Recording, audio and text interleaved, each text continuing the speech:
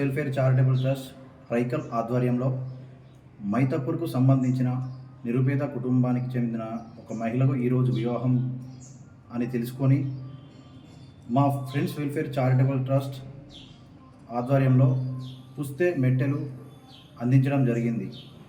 దీనికి సహకరించిన డోనర్స్కి పేరు పేరున ధన్యవాదాలు తెలుపడం జరుగుతుంది.